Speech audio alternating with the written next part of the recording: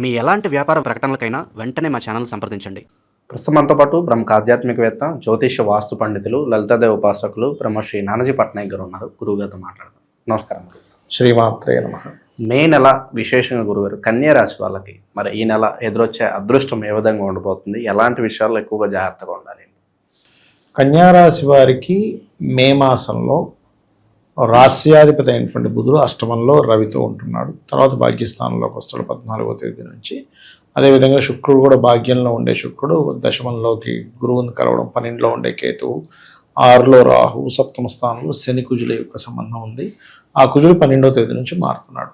సప్తమంలో శని ఉంటాడు.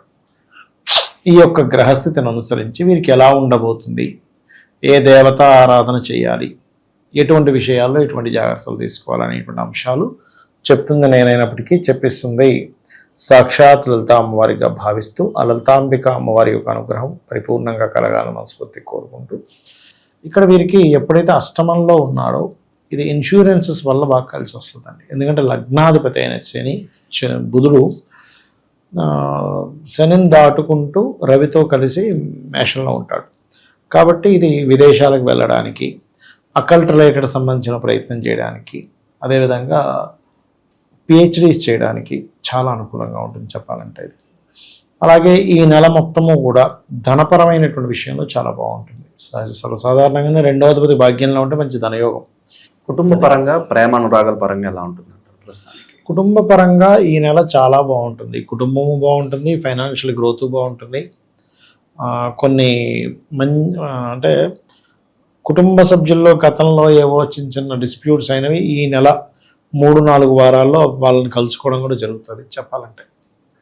అయితే 2వ అధిపతి భాగ్యంలో ఉన్నంతసేపు కూడా వీళ్ళకి ఏదైనా భూమి మూలంగా లేకపోతే కొన్ని కోర్సెస్ మూలంగా కూడా కొన్ని లాభాలు జరుగుతాయి.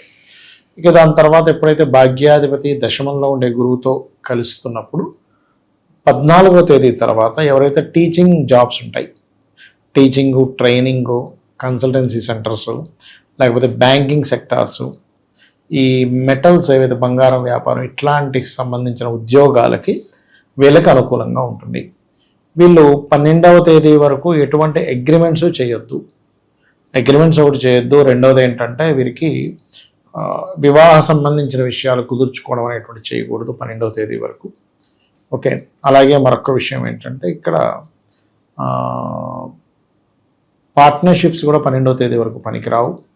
వివాహ నిర్ణయాలు కూడా 12వ తేదీ వరకు పనికిరావు. ఎందుకంటే ఇష్టపడిన వారిని ఎవరినో వివాహం చేసుకుందామని ఆ యొక్క విషయంలో కొంత అనవసరమైన ఘర్షణ, అనవసరమైన గొడవలు అనేటువంటివి చూపిస్తున్నాయి ఇక్కడ. ఓకే, అదొకటి. అండ్ ఇంకోటి ఏంటంటే జీవిత భాగస్వామి యొక్క ఆరోగ్య విషయంలో కూడా జాగ్రత్తగా ఉండాలి చెప్పాలంటే. ఓకే, టీచింగ్ జాబ్స్లో ఉండేటువంటి వారికి ప్రమోషన్స్, వాళ్ళ శాలరీస్ పెరగడము ఇటువంటి బలంగా చూపిస్తున్నాయి. 2వ సంతానం కోసం చేసే ప్రయత్నాలు లేదా IUIలు, IVFలు చేయించుకుంటూ ఉంటారు. సంతానం కోసం చేసే ప్రయత్నాల విషయంలో ఈ కన్యవారు మరింత జాగ్రత్తగా ఉండాలి, గుర్తుపెట్టుకోండి. అయితే ఈ తాతగారి ఆస్తికి సంబంధించినటువంటి విషయంలో ఏవైతే గతంలో కొన్ని లిటిగేషన్స్, ఇబ్బందులు ఏర్పడ్డాయో ఈ నెల చాలా మటుకు అనుకూలంగా ఉంటుంది చెప్పాలంటే. స్నేహితులతోని కొత్త పరిచయాలు, ప్రేమ వ్యవహారాల విషయంలో 12 వరకు కొంత జాగ్రత్తగా ఉండాలి. ఇన్వెస్ట్మెంట్స్ చేసేటప్పుడు ఆదివారం, మంగళవారం ఇన్వెస్ట్మెంట్స్ అనేటువంటివి పనికిరావు. దేవత సంబంధించినటువంటి కొన్ని అంటే మనకి చూడండి, కొన్ని క్షేత్రాలకు వెళ్ళడం, కొంచెం దేవత అనుగ్రహం కలగడం, కొంతమంది ఉపాసనలు చేస్తూ ఉంటే వారికి కొన్ని ఇవి జరుగుతూ ఉంటాయి, కొన్ని లీలల్లాగా అటువంటివి జరగడం అనేటువంటిది బలంగా చూపిస్తుంది.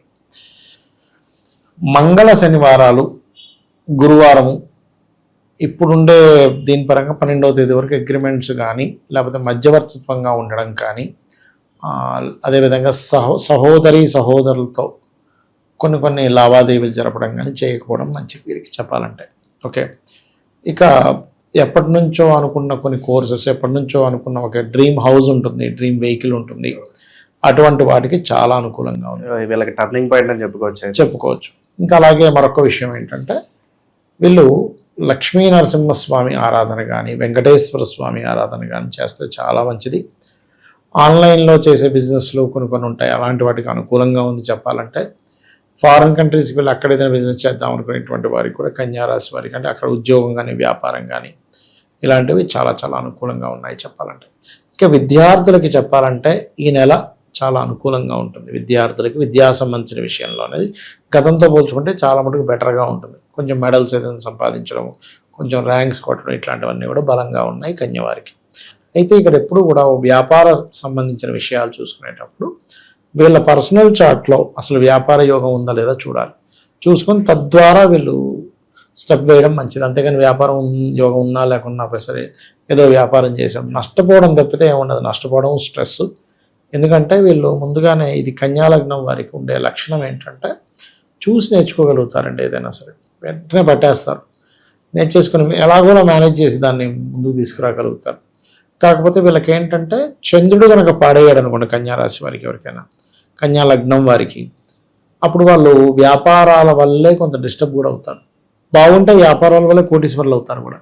కాబట్టి వీళ్ళ చంద్రస్థితి ఎలా ఉంది అనేటువంటి చూడాలి కన్యాలగ్నంలో పుట్టారంటే.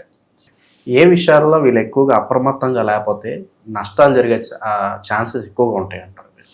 అగ్రిమెంట్స్ రాసుకునే విషయం ఒకటి, జీవిత భాగస్వామిని వ్యాపార భాగస్వామిని ఎంపిక చేసుకునే విషయంలో మొదటి 12 రోజులు జాగ్రత్తగా ఉండకపోతే ఖచ్చితంగా దానివల్ల నష్టాలు వస్తాయి. నిరుద్యోగుల పరిస్థితి అంటారు, ఉద్యోగం రావడానికి ఎంతకాలం ఉండొచ్చు?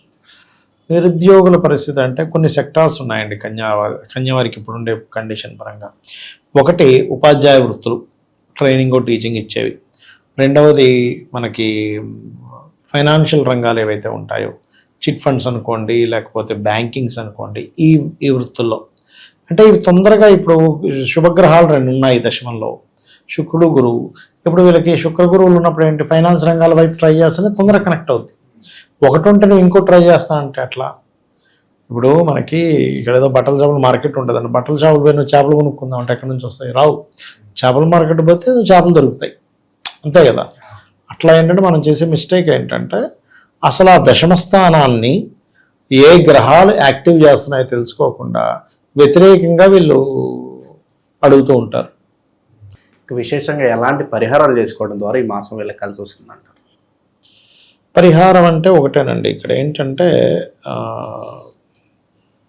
వీళ్ళ కాంబినేషన్స్ని బట్టి చూసుకుంటే వీళ్ళు ఎక్కువగా లక్ష్మీ నరసింహస్వామి మరియు వెంకటేశ్వర స్వామి ఆరాధన చేయడం మంచిది. ఇంకొక విషయం ఏంటంటే గోవులకి బెల్లము, అరటికాయలు తినిపించడము, క్యారెట్స్ తినిపించడము. రావి చెట్టు ఉంటుంది కదండి, రావి చెట్టు దగ్గరికి వెళ్ళి అక్కడ సర్ప ప్రతిష్ఠ చేసినవి ఉంటాయి. వాటి మీద ఒక చెంబు నీళ్లు తీసుకొని చెంబులో కొంచెం చిటికెడు పసుపు, గంధము, కుంకుమ ఈ 3 కలిపేసి అదే చెంబుని ఇలా పట్టుకొని ఒక 11 ప్రదక్షిణాలు చేసుకొని వేసినట్లయితే వీళ్ళకి ఏంటంటే గోచారంలో 7వ స్థానంలో కొంత ఈ శని కుజుల యొక్క ప్రభావం అనేటువంటి సర్పదోషాన్ని ఇస్తూ ఉంటుంది. ఆ సర్పదోష నివారణ రావి చెట్టు చుట్టూ ప్రదక్షిణాలు చేయడం వల్ల పోతుంది. ఓవరాల్గా కన్యా రాశి వాళ్ళ స్థితిగతులు ఏ విధంగా ఉండబోతున్నాయో మంచి విశ్లేషణ అందించారు. ధన్యవాదాలు. శ్రీమాత్రే నమః.